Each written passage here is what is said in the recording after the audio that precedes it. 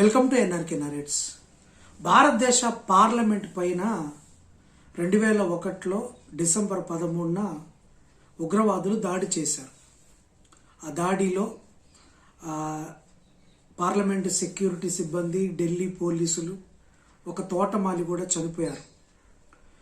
So వారిని పట్టుకున్నారు. కొంతమందిని పట్టుకొని కొంతమందిని కాల్చివేశారు. కొంతమందిని ఆ తర్వాత జైలులో పెట్టి భారత శిక్షా స్మృతి ఉరిశిక్ష కూడా వాళ్లకు వేశారు.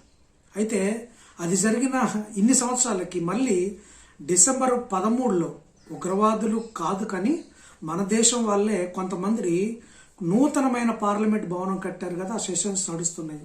అందులో సందర్శకులుగా వెళ్ళి గ్యాలరీలోకి వెళ్ళి ఆ గ్యాలరీ పైనుంచి లోక్సభలో దూకి స్మోక్ బాంబు, పొగ బాంబులు వేసి చాలా గందరగోళం సృష్టించారు.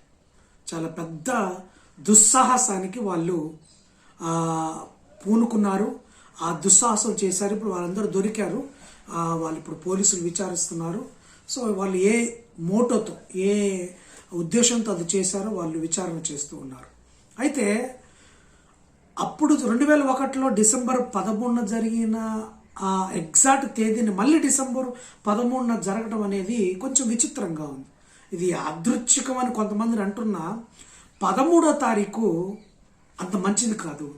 ఇది ఒక దరిద్రమైన నెంబరు, అన్లక్కీ నెంబరు. నెంబర్లో కల్లా 13 అనేది ఒక వెరీ బ్యాడ్ నెంబర్ అని చాలామంది చెప్తున్నారు. ఆ రోజు డిసెంబర్ అంటే 13వ తారీఖు జరిగింది. ఈరోజు కూడా 13వ తారీఖు జరిగింది.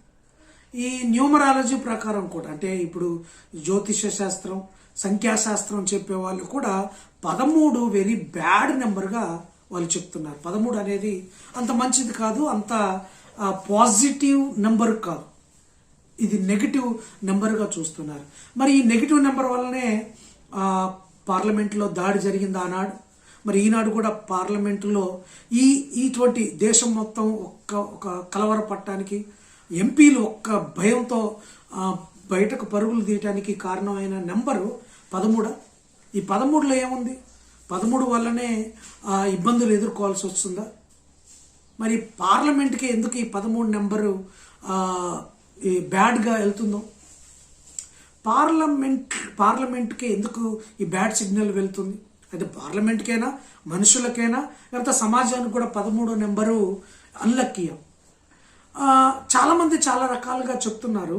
మరి ఇంతకుముందు పార్లమెంటు మార్చి కొత్త పార్లమెంటు మార్చినా కానీ ఆ ఫేట్, ఆ జాతకం అనేది మారలేదని కొంతమంది అంటున్నారు. ఎందుకంటే కొత్త భవనం కట్టింది, కొంతమంది చెప్తున్నారు ఏంటంటే, అదే శివసేన ఎంపీ సంజయ్ రౌత్ లాంటి వాళ్ళు చెప్తున్నారంటే, ఈ కొత్త భవనం యొక్క ఆకారం మనం పైనుంచి చూస్తే గనక గోముఖ ఆకారంగా ఉంటుంది. అంటే ఆవు తల ఉంటుంది కదా, తల ఆకారంలో ఉంటుంది. దానివల్ల అంటే ఏదో అరిష్టాలు పోతాయని అలా కట్టారు అని చెప్తారు.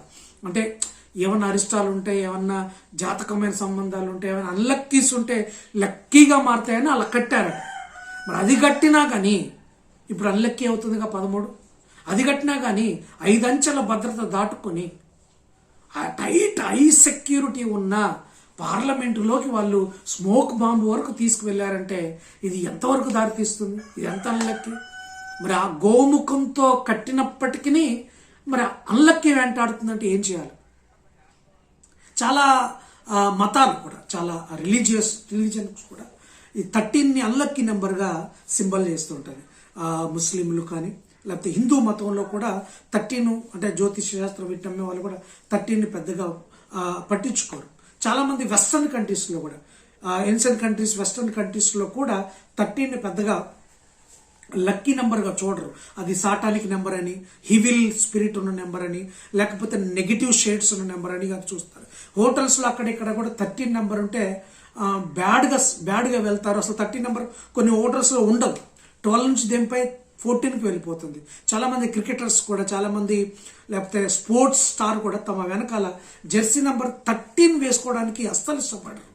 ఎవరో ఒకరు ఇద్దరు కానీ చాలామంది 13 అవాయిడ్ చేస్తారు. అసలు 13 వేసుకోరు. 12 వేసుకుంటారు, 14 వేసుకుంటారు కానీ వెనక జెర్సీ మీద 13 వేసుకోరు. అలాగే చాలామంది 13ను వ్యతిరేకిస్తూ ఉంటారు. క్రిస్టియన్స్ కూడా, క్రైస్తవులు కూడా 13ను పెద్దగా ఇష్టపడరు.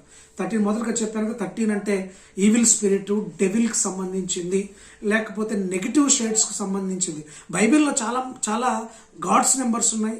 లక్కీ నెంబర్, లక్కీ కాకుండా దేవుడికి ఇష్టమైన నెంబర్స్ ఉన్నాయి. 1, 3, 7, 12, 24 ఇలాంటివి ఉన్నాయి. దేవుడికి ఇష్టమైన 11 ఇలాంటివి ఉన్నాయి. కానీ 13 అనేది క్రిస్టియన్ పరంగా అంత మంచి నెంబర్ కాదు. ఎందుకంటే యేసుప్రభు వారు తను అప్పగింపబడిన రాత్రి లార్డ్ సప్పర్ అంటే ప్రభు రాత్రి భోజనం అని చేస్తారు ఒక మేడగదిలో. ఆ చేసినప్పుడు అక్కడ 13 మెంబర్స్ ఉంటారు. అంటే ఇంక్లూడింగ్ యేసుప్రభు వారితో పాటు అంటే 12 డిసైపుల్స్ ఉంటారు, 12 మంది శిష్యులు ఉంటారు. తర్వాత యేసుప్రభు 12+1 13 అవుతుంది కదా. ఆ 13 ఉంటున్నప్పుడే ఆ 13లోనే ఒక వ్యక్తి ఇస్కరియోతు యూదా అనే ఒక డిసైపుల్, ఒక శిష్యుడు యేసుప్రభు వారిని పట్టించి అతని చావుకు లేకపోతే అతని మరణానికి, అతని శిలువ మరణానికి కారణం అవుతాడు. సో 13 అనేది సాటానిక్ సింబల్గా, ఈవిల్ సింబల్గా, నెగిటివ్ షేడ్స్గా ఉన్నదిగా క్రిస్టియన్స్ భావిస్తూ ఉంటారు. అలాగే 13th సెంచరీలో అంటే 13వ శతాబ్దంలో ప్లేగు వ్యాధి వచ్చింది. మొన్న కరోనా వ్యాధి వచ్చినట్టుగా అంతకు మించి ప్లేగు వ్యాధి వచ్చింది. ఆ ప్లేగు వ్యాధి సంభవించినప్పుడు కొన్ని లక్షల మంది తమ ప్రాణాలు కోల్పోయారు. అంటే ఆ 13th సెంచరీ చాలా సంవత్సరాల పాటు ఆ ప్లేగు వ్యాధి చాలా దేశాలను ఇబ్బంది పెట్టింది. సో ఆ ప్లేగు వ్యాధిలో చాలా మంది చనిపోయినప్పుడు ఆ 13 నెంబరు కానీ 13th సెంచరీ 13 నెంబర్ కానీ అది చాలా బ్యాడ్గా పరిగణిస్తూ ఉంటారు.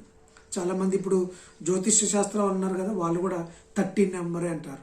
సో బ్లాక్ కూడా నెగిటివ్ షేడ్స్ ఉందని అంటారు. ఇప్పుడు నేను దీనికి అంటే పార్లమెంట్లో దాడికి నిరసనగా, అది ఎవరైనా కావచ్చు, వాళ్ళ నిరసన బయట చేయొచ్చు. అంటే వాళ్ళ ఉద్దేశం ఏముందో నాకు తెలియదు. వాళ్ళ ఉద్దేశం ఒకవేళ నిరసనకు తెలియజేస్తే అది వేదిక కాదు, అది సందర్భం కాదు. అలా చర్య చేయకూడదు. ప్రజాస్వామికంగా నువ్వు బయట చేసుకోవాలి. దానికి నిరసనగా నేను బ్లాక్ షర్ట్ వేసుకున్నాను.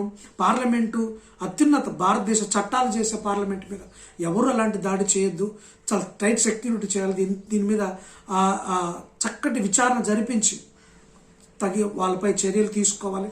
ఇలాంటి ఇక ముందు కూడా జరగకుండా భద్రతను కట్టుదిట్టం చేయాలనేది నేను ఒక భారతదేశ పౌరునిగా కోరుకుంటున్నాను. Thanks for watching. God bless India.